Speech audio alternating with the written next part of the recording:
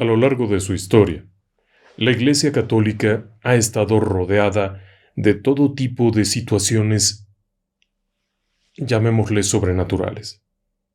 Desde videntes, personas que han podido observar fenómenos extraños, personas que han podido realizar proezas increíbles como el propio Padre Pío, como tantos otros, Cupertino, San José de Cupertino, la monja aquella que vino a América cuando ni siquiera se había descubierto América, todo esto dentro de un marco de cautela. La Iglesia Católica no reconoce estos fenómenos como requisitos para la salvación. Los milagros eucarísticos, por ejemplo, son considerados como fenómenos religiosos, pero no son indispensables para que las personas lleguen a la salvación. No es un dogma de fe. Y lo mismo ocurre con las apariciones marianas. Ese es un fenómeno especialmente controvertido y que siempre ha generado algún tipo de escozor entre las cúpulas de la Iglesia Católica. Sin embargo, la propia Iglesia reconoce algunas apariciones como auténticas, como aprobadas, le llaman ellos. Las apariciones de Lourdes, en Francia, en 1858. Las apariciones de Fátima en Portugal en 1917, la aparición de Guadalupe en México en el siglo XVI, la de La Salette, la de Knock en Irlanda en 1870 y tantos, son consideradas como aprobadas. Es decir, que se pudo estudiar el caso, lo mismo en Las Gracias, que es otro de los casos importantes. Se pudo estudiar el caso, se pudo investigar más a fondo y poder determinar que ahí habían ocurrido fenómenos místicos, fenómenos más allá de toda explicación, y que habían servido para reforzar la fe de las personas. Ese sería el verdadero efecto de estas apariciones. Sin embargo, en otros casos, la Iglesia considera las apariciones como no aprobadas. No se decanta por declararlas falsas. Simplemente no aprobadas, no tiene los elementos, o hay suficiente controversia entre las opiniones dentro de la propia Iglesia como para declararlas no aprobadas. Y por supuesto están también las que considera como aprobadas locales. Es decir, que la Iglesia local las aprueba y la Iglesia a nivel vaticano no se mete a criticar ni a juzgar. Tal es el caso, por ejemplo, de la Virgen de Koromoto, la Virgen de las Lágrimas, la Virgen de Akita en Japón, que es un caso muy particular.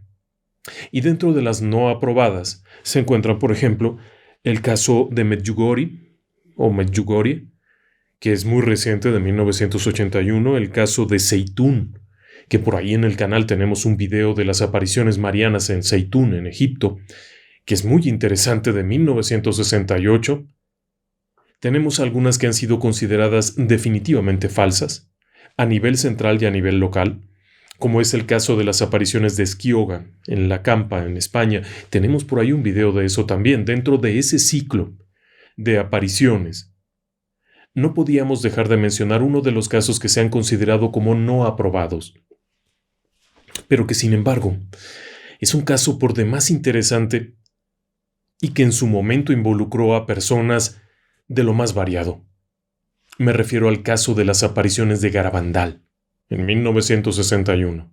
Este caso en particular, por una parte, llevó a la curia local, es decir, al obispo de Santander, a en repetidas ocasiones cambiar de opinión, declararlas como una total falsedad, para luego reconocerlas como un caso neutral en donde no puede declararse una cosa u otra, para volver a negarlas y así sucesivamente. Pero al mismo tiempo, personas de la talla del Padre Pío opinaron que eran reales. Personas como la Madre Teresa de Calcuta opinaron que eran reales. Personas como el obispo Ratzinger, cardenal Ratzinger, posteriormente consideraron que había suficientes elementos como para, por lo menos, otorgarles una opinión neutral. ¿Quiere conocer la historia? Acompáñeme. Vamos a platicar en esta tercera entrega de Apariciones Marianas sobre las apariciones de Garabandal. Sean todas y todos bienvenidos.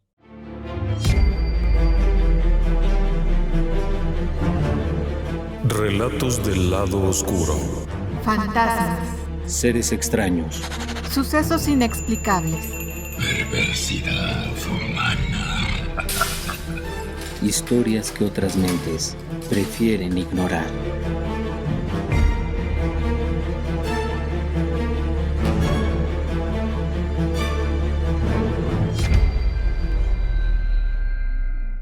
Déjeme que le cuente primero del lugar. San Sebastián de Garabandal es una pequeña población que se encuentra en la Comunidad Autónoma de Cantabria, al norte de España. Realmente se encuentra a unos 20 kilómetros de San Vicente de la Barquera y a unos 80 kilómetros de Santander, la ciudad principal. No está en la costa, de hecho está sumido en una pequeña zona montañosa, y es una población muy antigua. Algunas de las construcciones de Garabandal tienen muchísimos años, algunas datan de 1600 y fracción, otras de 1720. Hay restos arqueológicos de comunidades que se asentaron aquí antes incluso de la llegada de los romanos. Sin embargo, es uno de esos pueblos solitarios de España. En la actualidad, el censo de 2022 registra solamente 104 personas viviendo en la comunidad. Y es un sitio precioso. Ahora mismo usted debe de estar viendo algunas imágenes de sus callejuelas, de sus construcciones. Es un sitio precioso. Sumido en aquella soledad, en aquella tranquilidad, es uno de esos lugares donde muchos de nosotros quisiéramos ir a vivir. Pero en 1961 era un poco diferente. No es que fuera mucho más grande. En 1961 este lugar estaba compuesto por unas 60 casas. Hay quienes consideran que probablemente la población sería de unas 600 personas, con una enorme cantidad de migración, hasta el punto en el que en uno de los caminos de la comunidad se encuentra una escultura de la madre migrante, emigrante, es decir, aquella que sus hijos ya se han ido. Porque eso fue lo que pasó con estas comunidades. Poco a poco, el brillo de las grandes ciudades fue llevándose a las personas, principalmente a los jóvenes.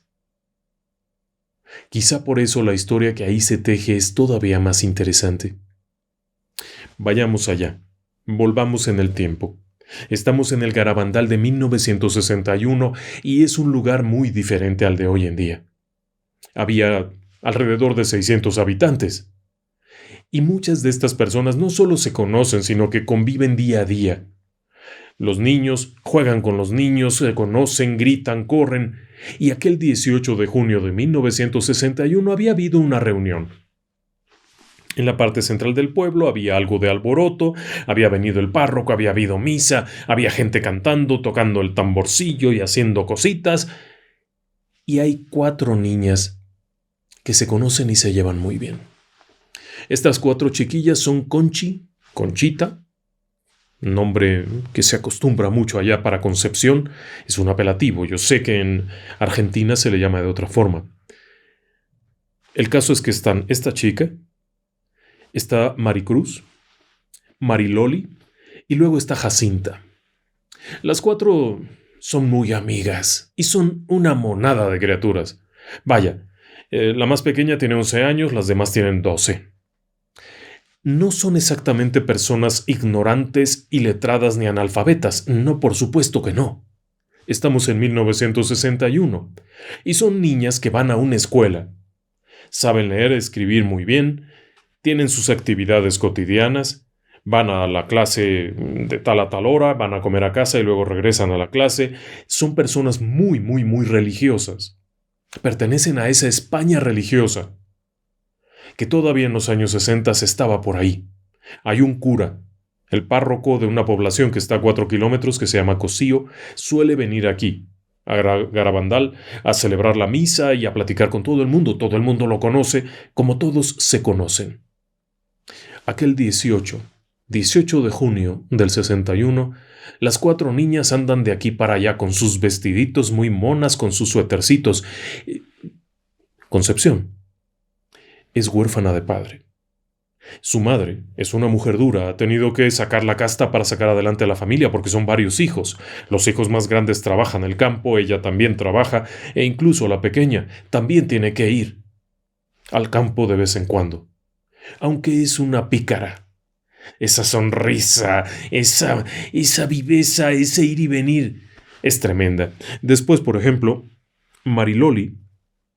Mariloli está lejos de ser una chica pobre, campesina y demás. No, hombre, si su padre es el alcalde pedáneo, que le llaman allá, y además es un hombre que tiene tierras, tiene animales y tiene una de las cantinas, de las 3 cantinas o de los 3 bares que hay en la población, es de su padre. Así es que tiene una posición más desahogada. En cuanto a Jacinta, Jacinta es la 8ª hija de una familia, pero es una familia de mucho trabajo. Y luego está Maricruz, la más pequeña, 11 años. Son chicas que viven en una población en la que nunca ocurre nada. Una población en la que no hay una televisión como tal. Una población en la que no hay un cine. Alguna vez cuando fueron allá a Cosí o en alguna parte vieron un lugar donde se instalaba un cine. Pero aquí en su pueblo no lo hay. Así es que la vida transcurre entre ir a la escuela y jugar, correr de aquí para allá. A veces se adentran en los campos como cabras salvajes. No importa que sean niñas y que vayan con un vestidito muy mono. A una de ellas es su propia mamá la que le hace el vestidito con el cuellito redondeadito. Es su muñequita porque es la única niña. Sus cortecitos de pelo. Vaya, la vida está bien. Realmente, cuando vemos atrás en el tiempo, usted y yo, que hemos vivido entre 2 generaciones, pensaríamos que quizá no necesitábamos tantas cosas y que la vida corriendo entre campos, brincando las bardas, a veces raspándose las rodillas y soñando, era mejor, muchas veces, que tener tantas cosas en las manos. En fin, volvamos a aquel 18 porque me estoy desviando y seguramente usted se preguntará a dónde voy con tanto cotilleo. Ese día está por caer la tarde cuando las niñas deciden hacer una maldad, una travesura. Esa travesura consiste en correr hasta un campo al que se llega por medio de una callejuela a la que ellas llamarían la calleja, un caminito de piedritas, saltar la barda, adentrarse en el huerto del maestro, el maestro del pueblo, y comerse las manzanas. Sí, ya sé. ¿Dónde está la maldad en eso? En saltarse una bardita y comerse las manzanas, cuando todo el lugar estaba lleno de árboles frutales. Pero bueno, no habían pedido permiso. Pero bueno, es Concepción. Connie. Aunque allá le llamaban Conchita. La que brinca primero la barda, y corre, y estando ahí como que se arrepienten porque llegan las otras 3 y le dicen, oye, pero esto está muy mal y no sé cuánto, y empiezan con aquello de si sí o si no, y ella intenta alejarse, dejar aquello, pero las otras le dicen que si se va le van a acusar, y entonces se regresa y cada una toma manzanas, comienzan a comerlas, se las guardan en las bolsas del suéter, y después de eso escuchan por ahí que el maestro ya viene llegando y grita, anda mujer, a su esposa. Ve a ver el huerto porque me parece que hay unas abejas por ahí. Por supuesto que el maestro las vio. Pero ¿cómo les iba a decir nada? Tenía árboles llenos de frutas y 4 escuinclas flacas. Se habían brincado la barda para comerse... ¿cuántas manzanas? Así es que no les iba a decir nada, pero ellas se inventan la historia aquella y salen corriendo, risas, felices, están encantadas, es la travesura, y a mitad del camino, cuando van en este paraje ya más solitario, de pronto se detienen y empiezan a platicar sobre aquella maldad que han hecho, y una dice, hombre, pues el ángel de la guarda sí que no estará contento con esto, ¿eh? Y la otra dice, sí, el que estará feliz será Satanás, porque mira cómo le hemos hecho el día. Insisto, por comerse manzanas. El asunto está en que en este jugueteo deciden aventarle piedras al diablo. Y donde esté el diablo siempre está del lado izquierdo. Así es que agarran unas piedras y empiezan a aventar piedras hacia el lado izquierdo. Una tontería infantil. Pero algo muy simpático cuando vemos a la distancia el mundo de aquellas personas. El caso es que después se sientan y están ahí cotorreando, están platicando sobre el asunto, cuando de pronto algo les llama la atención. Y es Connie, Concepción, la primera que, al levantar la vista, comienza a ponerse rara. Esta chiquilla comienza a decir ¡el ángel! ¡El ángel! Y asegurar que está viendo una imagen formidable en medio de una enorme luz, de una poderosa luz. No pierda de vista que ya está oscureciendo, sino es que ya oscureció. Las demás no lo ven. En un primer momento solo es Concepción la que lo puede ver. Las otras 3 chicas poco a poco se quedan viendo y de pronto una se acerca y dice ¿qué estás viendo? Y ¡pum! Entra en este éxtasis donde también puede verlo y al final del día a las 4 están viendo aquello y están viendo un ángel.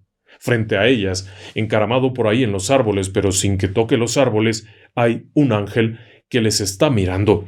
Ellas se quedan con una impresión que cuando pasa aquel momento de ese trance salen corriendo en dirección al pueblo.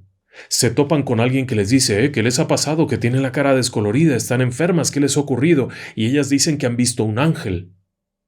Por supuesto que quien sea que se haya encontrado con ellas y escuchó aquello de han visto un ángel, sale corriendo a decirle a los demás, pero ellas finalmente corren a la iglesia, en donde casualmente el cura no está, porque no era de esa iglesia. Y bueno, van aquí, van allá, se arma un revuelo enorme.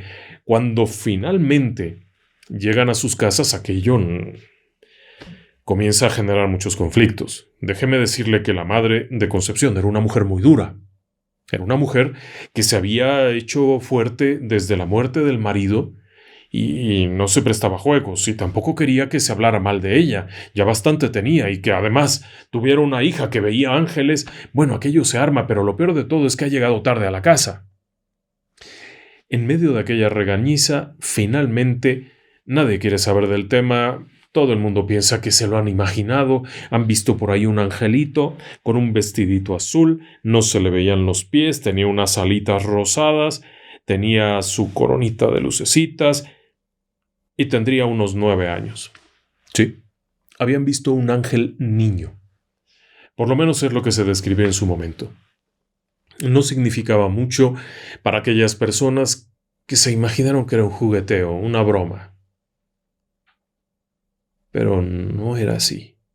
Esto era el comienzo de algo. Esto se repetiría al día siguiente. El día 19 de junio, las 4 niñas volverían a tener aquella experiencia cuando juntas acudieron a lo que ellos llamaban la calleja, ese caminito de piedras, y volvieron a tener aquel encuentro. En aquel momento el mensaje fue: no se preocupen, no os preocupéis, me volverán a ver. Aquella criatura que había aparecido ahí les decía. Para el día 20 las cosas se fueron complicando un poco, porque la madre de Concepción no le permite ir allá. Hay una cierta discusión, llegan las 3 amiguitas, la madre les dice que no, pero éstas finalmente logran convencerla para que las alcance allá.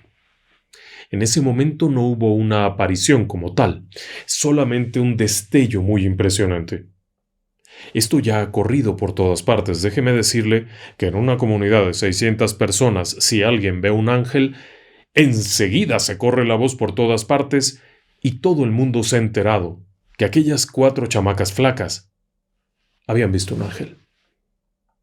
Y vienen las preguntas, por supuesto, el párroco también intervendría de alguna forma, haría preguntas, les preguntaría a cada una por separado qué fue lo que vieron y se sorprende al darse cuenta, el cura de Cocío, el párroco de Cocío, se da cuenta de que cada una por su parte está diciendo lo mismo. Está bien, se pudieron haber puesto de acuerdo.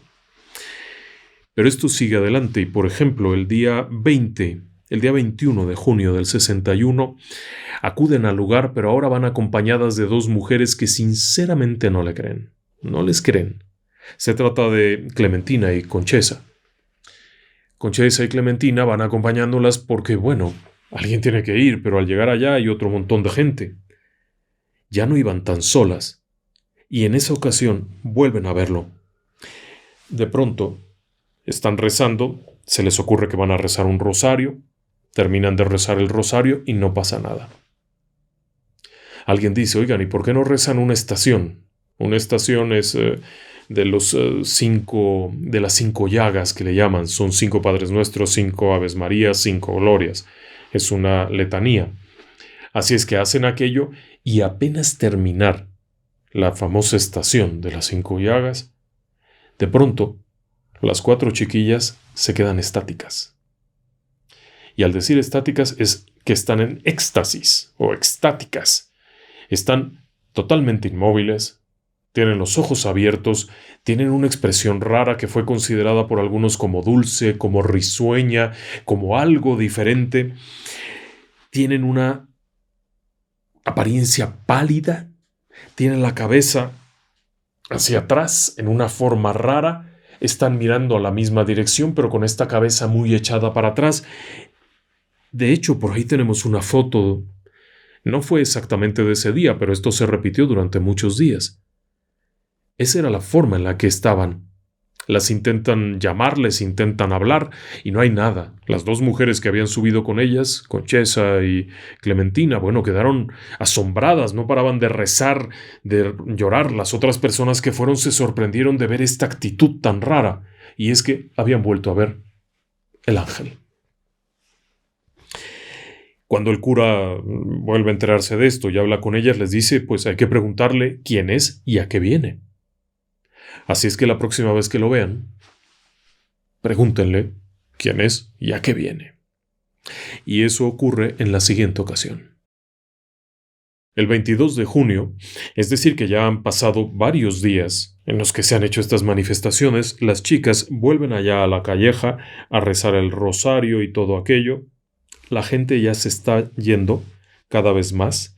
Ahora no solamente van las niñas, sino que también van acompañadas del propio cura, del párroco de Cocío. Cocío es una población a 4 kilómetros de ahí. Deben de ser las 8:15 de la noche, cuando de pronto, y después de las oraciones, ¡pum!, otra vez, la cabeza hacia atrás en una forma molestamente forzada, los ojos abiertos, la expresión extraña, no se mueven, permanecen en una posición muy incómoda porque además no pierda de vista que están en piedra. No hay un cojincito, no hay nada, están en el terreno aquel de la calleja que tiene muchas piedras y están en una posición muy incómoda, muy dolorosa, cuando aquello aparece. En el momento en el que las jovencitas, estas 4 chicas, Jacinta, Mariloli, Concepción y Maricruz, están en ese trance, el ruido no las inquieta. En ese momento les gritan, les hacen ruido, aplausos, golpean algo y no hay una respuesta automática. No pierda de vista estos detalles, son importantes. Alguien que trae consigo una linterna les ilumina el rostro fuertemente y no hay movimiento, no hay parpadeo, no hay nada, es de noche, ya está oscuro. Así es que deberían de tener una respuesta, pero no la hay. Están ausentes, están en un éxtasis. Y claro, el párroco, al ver esto, se convence de que es algo real. Era el 4.º día que ocurría. Y estas visiones van y vienen. ¿A qué vienes y quién eres? Aquello llegaría de una forma rara porque revelaría ser el arcángel Miguel. Y estar ahí porque en los días sucesivos vendría la Virgen a hablar con ellas. Era una revelación tremenda, algo bárbaro. Pero el día 23, de nuevamente las visiones se repetirían. Y esto había provocado ya que muchas personas procedentes de otras comunidades llegaran a acompañar a las videntes, a estas 4 niñas, hasta el punto en el que les hacen una especie de corralito de madera, como un ring de boxeo, un corralito, para que las personas no se les agolpen encima, porque se acercan demasiado y corren el riesgo de que las pisen, las tiren o algo. También han sido enviados 2 elementos de la Benemérita de la Guardia Civil a acompañar a las niñas, a diferencia, por ejemplo, del caso de Esquioga. Aquí la orden no fue acallar con esto, sino escoltar a las niñas, cuidar el orden, punto. Esa parte es interesante porque en otras de las apariciones sí hubo una intervención directa del Estado, pero en este caso no. Hubo esta libertad de que se diera todo este barullo de gente que iba y venía únicamente con la custodia para que no las dañaran. También hubo una buena aparición en aquel momento. De hecho, algunas de los momentos importantes duraban mucho tiempo y las niñas no se movían en lo absoluto. Permanecían en la posición original en la que habían caído. Y al decir caído es que caían. De pronto estaban de pie y había el éxtasis y venga de rodillas, pero de golpe contra la piedra y no se movían. Ahí es cuando ya comienzan a sospechar que esto tiene un tinte de realidad. Para el día 25 de junio, de hecho, se incorporan a este grupo de personas 5 sacerdotes más y varios médicos que llegan a curiosear a ver qué es lo que ocurre y comienzan las pruebas. Por ejemplo, pincharles, picarles, hacerles con un foco poderoso a los ojos para ver si hay un reflejo, si hay algo, nada. En una de las pruebas, les acercan la lámpara a los ojos, es una lámpara de gran intensidad. Cuando llega la madre de Concepción, por poco le pega al tipo ese. ¿Cómo te atreves a hacer eso? Pero bueno, lo hacen, y cuando la niña regresa del trance unos minutos después, se asombra de la luz tan fuerte que hay a su alrededor. Pero mientras estaba en el éxtasis no lo percibía. Después vienen algunas cosas más fuertes, como quemaduras, picarles, hacerles maldades, para ver si reaccionaban, pero no. Estaban en éxtasis. Todo esto iba ocurriendo de manera muy peculiar. En uno de los momentos, uno de aquellos asistentes levanta a una de las niñas y la deja caer para ver qué pasa. Y no le pasa nada, no reacciona, no despierta. Así que había una ausencia sensorial momentánea. Eso es algo que hay que tener presente. Uno de los fenómenos recurrentes durante estas apariciones era esa ausencia sensorial, la falta de sensibilidad a los estímulos del ambiente, gritos, sonidos. De pronto con un cacharro le pegaban para ver si había reacción. No la había. Tampoco la había, por ejemplo, en cuanto a la temperatura. Pero eso se lo platico un poco más adelante. Alrededor del 1 de julio, la aparición de hecho se dio a plena luz del día. A eso de las 7 de la tarde, plena luz del día. Ni siquiera alcanzaron a llegar a donde tenían que llegar, fue antes. Y nuevamente era este ángel al que describían como una aparición inusual, de gran belleza, pero de rasgos extraños. Y cómo no, se estaban hablando de un ángel. El caso es que en esa ocasión la aparición duró casi 2 horas y durante esas 2 horas las niñas permanecieron estáticas, de rodillas en un mismo lugar. Todo esto era inusual, pero al mismo tiempo despertaba sospechas de que pudiera ser algo truqueado por una sencilla razón, porque solo ellas veían y escuchaban. Nadie más. Pero al mismo tiempo había preguntas. ¿Cómo puedes resistir 2 horas arrodillado en las piedras duras de un camino de carretas? ¿O permanecer expuesto a la temperatura de un sol en los días siguientes y ni siquiera inmutarte, vaya, ni siquiera sudar? El detalle aquí es que el 1 de julio, aquel sábado 1 de julio de 1961, la visión angelical les aseguró que al día siguiente, domingo, se daría la aparición mariana, es decir, la propia Virgen María vendría y se aparecería delante de todos. Esto causó que llegara una masa de gente impresionante. En ese lugar, al día siguiente, había por todas partes personas. Fue una locura, hasta el punto en el que el propio intendente, o el brigada, como le llaman allá, de la Guardia Civil, en esa región, llegó junto con más elementos para mantener el orden, porque esto era una turba que llegaba a ver a las visionarias. Y esta historia seguramente usted dirá, esto ya lo escuché, esto me parece muy conocido. Pues sí, por supuesto. En la mitad de las apariciones marianas los testigos han sido niños. Fátima, 3 chiquillos, 11, 12 añitos por ahí. Luego 6 y luego 9. Lourdes, lo mismo, 14 años. La Salet, lo mismo, 11 añitos. Esquioga, también muy jovencillos. Así es que no era raro esto. Ya lo he escuchado porque en muchas de las otras historias que hemos presentado ha ocurrido lo mismo. En este caso particular, aquel día 2 de julio de 1961, domingo, la gente se reúne.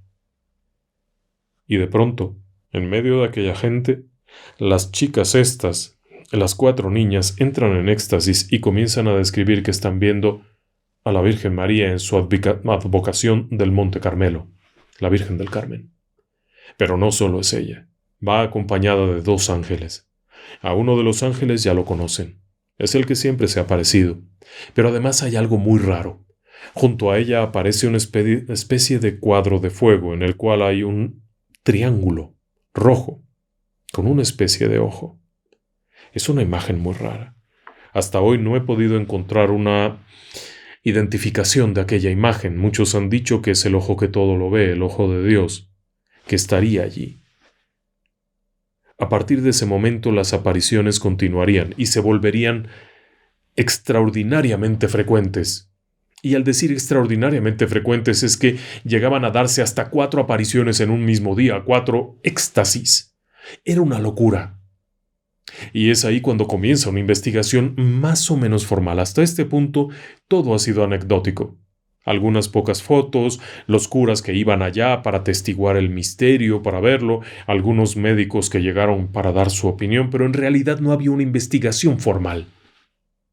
Pero todo este revuelo y el hecho de que llegara tanta gente lleva a que el propio obispo de Santander ordene una comisión que vaya y pregunte. Y sí, lo hacen. Llegan allá, preguntan, investigan, hablan con los testigos, y la opinión en general es interesante, porque afirman que es real.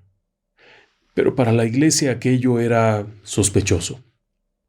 A partir de aquellas primeras investigaciones, el obispado de Santander declaró como neutral su opinión acerca de aquello, a la espera de más datos y más evidencia. Las apariciones siguieron dándose. Y es ahí cuando comienza a darse el primer mensaje. Y el primer mensaje que recibieron las visionarias, específicamente Concepción, porque las demás no solían recibir los mensajes, aseguraban verlo, pero el mensaje siempre llegaba a Concepción. Y el primer mensaje es: hay que hacer mucho sacrificio y mucha penitencia. Tenemos que visitar mucho al Santísimo, pero antes tenemos que ser muy buenos. Y si no lo hacemos, vendrá un castigo, porque ya se está llenando la copa, y si no cambiamos, vendrá un castigo. El primer mensaje como tal resultó bastante decepcionante. Déjeme decirle que mucha gente se fue de ese lugar simplemente porque les pareció que era un mensaje soso, algo que había escrito una de las niñas en un papelito, y que podía haber tomado de inspiración de cualquier parte.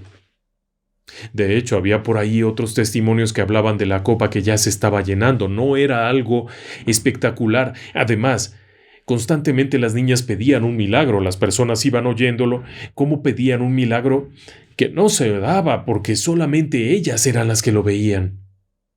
Había pequeños incidentes, pero la verdad es que no se veía claro. Aún así, las apariciones seguían dándose. Las niñas describían a la Virgen como una mujer de cabello castaño oscuro, de gran belleza, manos finas, con una corona, con un atuendo similar a la Virgen del Carmen. Pero una parte muy curiosa de aquellas visiones es que aseguraban que algunas veces llevaba al niño Jesús. Y de hecho, en alguna de aquellas manifestaciones pudieron tomarlo entre sus brazos. Eso ya generó desconfianza en la iglesia. Y de hecho, en 1962, el mismo obispado que había reconocido esto como algo neutral declararía no aprobadas, o las declararía carentes de cualquier sentido sobrenatural.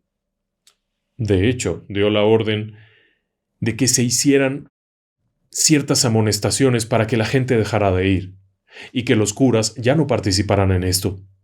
Pero aquello siguió adelante. Las apariciones tenían un cierto orden.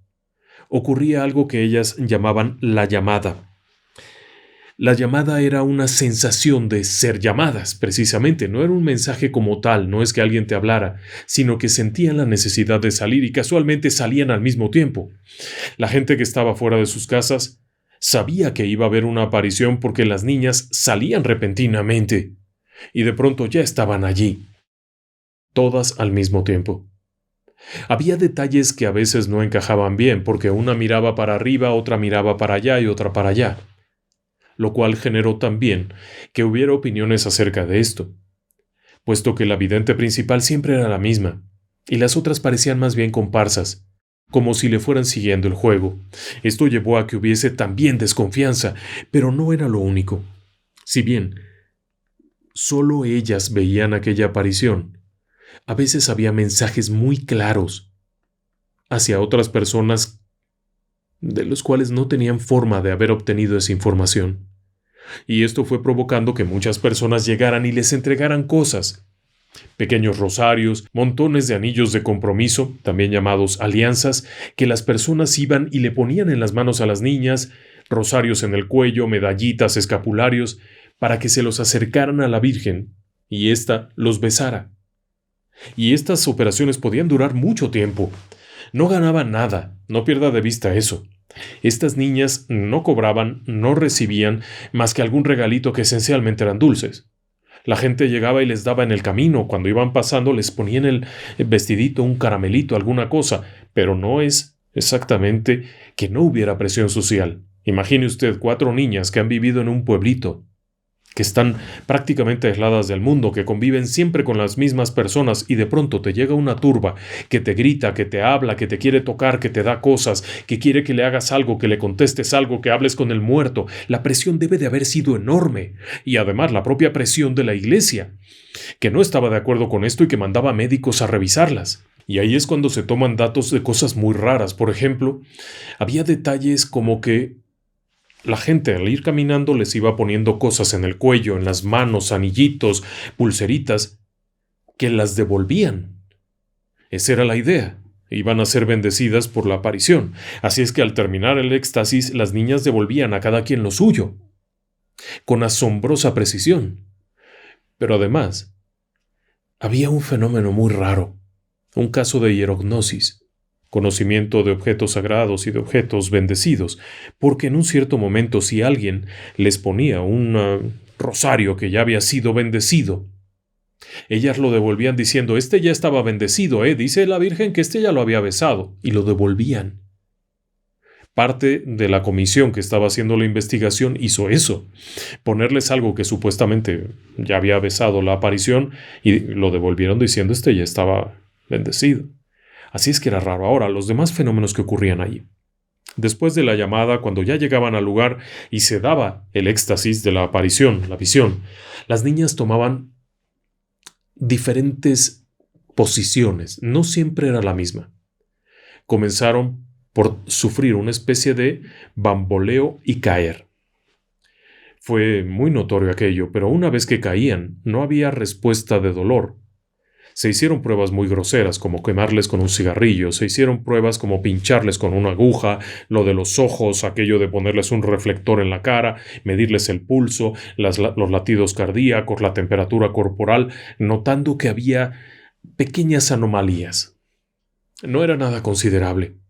Pero luego venía lo otro. Algunas de las posiciones eran absolutamente incómodas. Y sin embargo las podían sostener durante 2 horas sin siquiera alterarse. Otro de los fenómenos que se pudo documentar durante este periodo de las grandes apariciones, que de hecho usted verá que fue mucho tiempo, fue un fenómeno de levitación. Y no solamente era Concepción, porque en muchos casos se dijo que Concepción, la vidente principal, era la que flotaba unos 15 o 20 centímetros del suelo. No. Al menos 2 de los sacerdotes que estuvieron allá pudieron observar a las otras sufrir esto hasta 1,5 metros de altura, cosa que no se habla mucho. Así que había un fenómeno extraño, un fenómeno que se debería de considerar en un análisis. Y los testigos no eran testigos meramente anecdóticos. Eran ellos, era gente de la propia iglesia que lo vio. Pero también había otro fenómeno que es muy raro y que se ha visto en casos de posesión demoníaca, lo cual prendió inmediatamente muchas alertas, aunque eso nunca se comprobó, que es la gravedad de peso, el exceso de peso. Esto fue algo muy demostrado, porque en cierta ocasión alguien se acercó y quería moverlas, y resulta que al intentar cargar a una niña de 20 kilos, 30 kilos, no pudo. Vino otra persona, intentaron levantarla y parecía que fuera una pieza de hierro pesadísima. Sin embargo, cuando una de las 4 chicas despierta del éxtasis, viene y levanta a su compañera como si no pesara nada. La chiquilla, que pesaba 30 kilos, había levantado a su amiga, que pesaría lo mismo, como si no fuera nada, y varios hombres jóvenes no habían podido moverla, y ese era otro fenómeno raro, la rigidez extrema. Intentaban moverle un brazo, hacer algo, no podían, no se movía, estaban como si fueran estatuas de piedra. Los fenómenos eran muy raros. Estos fenómenos que se manifestaban, sin embargo,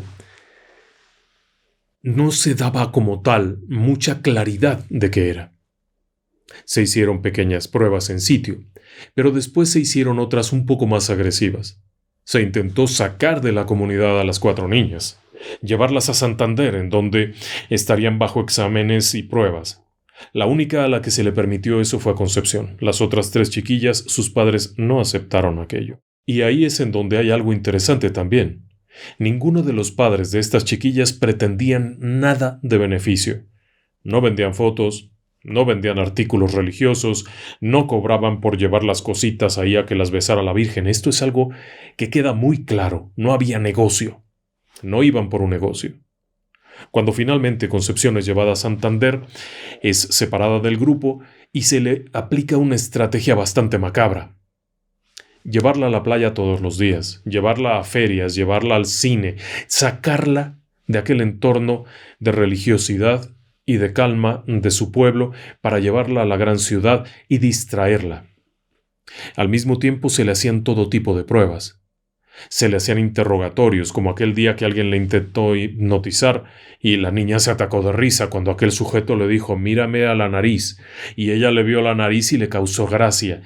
Y bueno, todo esto fue inútil, aunque en el fondo lo que ocasionaron fue que dejara de ver aquellas apariciones. Pero contrario a lo que se pensó en un principio, que todo era urdido por Concepción, mientras ella estaba en Santander, allá, separada, distraída en cosas mundanas, las otras 3 chiquillas, acá, en Garabandal, seguían teniendo visiones. Lo cual era absolutamente extraño. Todo esto, sin embargo, generó una nueva andanada de ataques por parte del obispado, ya que seguían considerando que esto no era real. Se prohibió cualquier tipo de edición, lo que la Iglesia llama el imprimatur, la autorización eclesiástica para que se publiquen textos relacionados con temas religiosos. No se permitiría ningún imprimatur para temas relacionados con Garabandal, no se podrían hacer peregrinaciones, no se podría hacer esto, y una publicación importante golpeó de lleno. El nuevo obispo de Santander declararía que esto era falso. En otros términos y de otras formas, lo que ocasionó que bajara mucho la gente, dejaran de ir para allá. Pero ahí es cuando se da el siguiente mensaje. Y el siguiente mensaje todavía se vuelve más fuerte. Y el siguiente mensaje lo que decía es: como no se ha cumplido y no se ha hecho conocer al mundo mi mensaje del 18 de octubre de 1861, os diré que este es el último. Antes la copa se estaba llenando, ahora está rebosando. Los sacerdotes van muchos por el camino de la perdición y con ellos llevan a muchas más almas. A la Eucaristía cada vez se le da menos importancia. Debéis evitar la ira de Dios sobre vosotros con vuestros esfuerzos. Si le pedís perdón con vuestras almas sinceras, Él os perdonará. Yo, vuestra madre, por intercesión del ángel San Miguel, os quiero decir que os enmendéis. Ya estáis en los últimos avisos. Os quiero mucho, y no quiero vuestra condenación. Pedidnos sinceramente y nosotros os lo daremos. Debéis sacrificaros más. Pensad en la pasión de Cristo. Este segundo mensaje había sido liberado casi 4 años después, en 1965. El mensaje llegaría el 18 de junio del 65, 4 años después del primer encuentro con el supuesto ángel. El mensaje además iba acompañado de otro montón de pequeños mensajes, pequeños puntos que se fueron dando en los que se mencionaba cómo sería esta dinámica.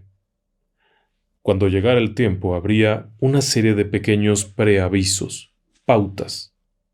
Luego vendría un aviso, luego vendría un gran milagro. De acuerdo con las revelaciones de Garabandal, tras ese aviso vendría un gran milagro. El gran milagro sería tan grande que superaría cualquier otro que hubiera sido hecho después de estar Cristo en la tierra.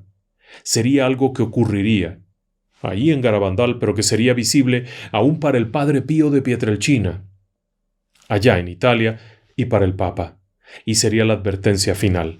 O cambian, o esto se acabó y vendría el castigo. Y el castigo sería la destrucción total. Los preavisos eran pequeñas señales. De acuerdo con las videntes, estos preavisos incluirían, por ejemplo, que solo habría 3 papas más. Después de Juan 23, solo habría 3 papas más.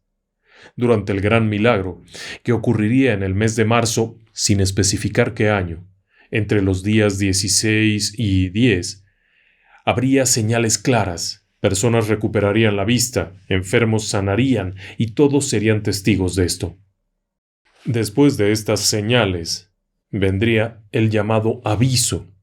El aviso sería para las videntes, quienes tomarían conocimiento de que había llegado el momento, y luego el gran milagro. Dentro de toda esta fenomenología, habría avisos para otras personas, como el propio Padre Pío, sí, San Padre Pío, el místico italiano, quien, de acuerdo con las videntes, sería testigo del gran milagro. Ahora, también hubo otras cosas allí. No hay que olvidar que dentro de los fenómenos que pasaron fue, por ejemplo, la muerte del sacerdote jesuita Luis María Andreu. Ese fue un caso muy raro. Luis María Andreu era hijo de una familia muy religiosa. Varios hermanos eran sacerdotes. Este jesuita llegó a Garabandal el 8 de agosto de 1961. Se le ofreció que hiciera la misa en la iglesia y después acompañaría a las videntes. Y sí, lo hizo. Tras hacer la misa, fueron a una de las apariciones, regresó muy convencido de que aquello era real, después hubo otra visión, después otra, y en un momento dado él se acerca y comienza a gritar: ¡milagro! ¡Milagro! ¡Milagro! Un rato después desciende que aquello había sido algo, estaban en el monte, así es que desciende el automóvil que lo va a llevar de regreso a la población y está emocionadísimo diciendo que ha sido un regalo de la Virgen, que ha podido ver aquello y que es lo más maravilloso que ha podido ver, y se muere. Se muere en el auto. Era un hombre que tenía 36 años y no tenía ningún padecimiento, y después de estar allí y ver el portento aquel, se muere. Y casualmente, cuando le preguntan a las niñas qué pasó, ellas están sorprendidísimas porque normalmente cuando estaban en un éxtasis no veían a nadie más salvo a la aparición. Pero ese día se veían ellas 4, veían a la aparición y veían al Padre Andreu, quien por cierto no era conocido de ellas, contrario a lo que se dice, no era su párroco. Era un sacerdote jesuita que fue en ese día y murió ahí mismo. Durante las semanas siguientes, las niñas aseguraban seguir hablando con Andreu, que ya estaba muerto. Uno de los portentos que anunciaron, de los pre-milagros o pre-avisos, sería que al momento de abrir la tumba de Andreu, éste estaría incorrupto, puesto que estaba en gracia. En fin, la última aparición se dio en 1965. El 13 de noviembre de 1965 fue la última manifestación, la última aparición que se dio ahí. Habían sido más de 4 años. Unas 2000 manifestaciones o 2000 éxtasis se habían dado. La iglesia se oponía. Para 1967 las opiniones volvieron a ser encontradísimas. Por su parte, en la iglesia central en Roma, en el Vaticano, se declaraban por la neutralidad. Pero la Iglesia tiene por regla respetar la decisión del obispado. Así es que si el obispado decía que no, que aquello no era real, simplemente no lo declararía neutral ni aprobada en el Vaticano. En el 67 nuevamente hubo opiniones encontradas porque ya habían dicho que no, luego que sí, y aquello fue muy raro.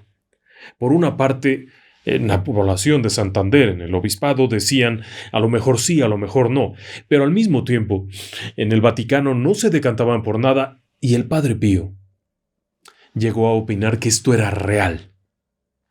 De hecho, una de las cartas más raras que hay, que le fue enviada a las visionarias, provenía del Padre Pío, quien consideró no solamente que era real, sino que pronto ocurriría esto. Poco antes de su muerte tuvo una reunión con Concepción, con la visionaria principal, a quien le reveló su fe en que esto era cierto. La propia Concepción le dijo que él vería el milagro. El Padre Pío vería el gran milagro. Pero el gran milagro no ocurrió en ese momento, y no ocurrió en los años siguientes, y en 1968, cuando muere el Padre Pío, no pudo ser testigo porque el milagro no se vio. Ellas habían asegurado que quedaría una marca permanente visible para todos en los pinos de Garabandal y que el fenómeno sería mundial, pero no ocurrió como tal. Para colmo de males, al paso del tiempo, en 1976, los restos del padre Andreu son exhumados para cambiarlos de un convento a otro, de un cementerio conventual a otro, y al abrir la caja se dan cuenta que es el puro esqueleto. O sea, que no estaba incorrupto, solo quedaba su esqueleto. Después hubo cosas como el caso de Joey Lamagnino, un chico estadounidense, invidente y con el nervio dañado por una explosión de una llanta, quien visitó al Padre Pío y el Padre Pío le dijo: ¿por qué no vas a Garabandal? Las chicas de Garabandal dijeron que si acudía sería curado, pero no se curó. De hecho, siguieron manteniendo contacto y Joey fundó una institución en Estados Unidos basado en las apariciones de Garabandal. No se cumplió todo eso. Después, sabemos por supuesto que no han sido 3 papas después de Juan XXIII. Después de Juan XXIII fue Pablo VI, Juan Pablo I, Juan Pablo II, Benedicto XVI y Francisco. Ya llevamos 5 papas y no llegó el castigo y no se dio el gran milagro. Todo esto sumó para que finalmente las apariciones de Garabandal poco a poco se fueran olvidando. Las chicas mismas llevaron una vida normal después de 1965, hasta el punto en el que 3 de ellas emigraron a los Estados Unidos, en donde contrajeron matrimonio, y si estoy en lo correcto, una vivía en Nueva York, otra en California, otra en Massachusetts, llevando una vida dentro de lo que cabe completamente normal. Una de las chicas se casó en España, en otra región, y se casó a los 19 años y ya siguió con su vida.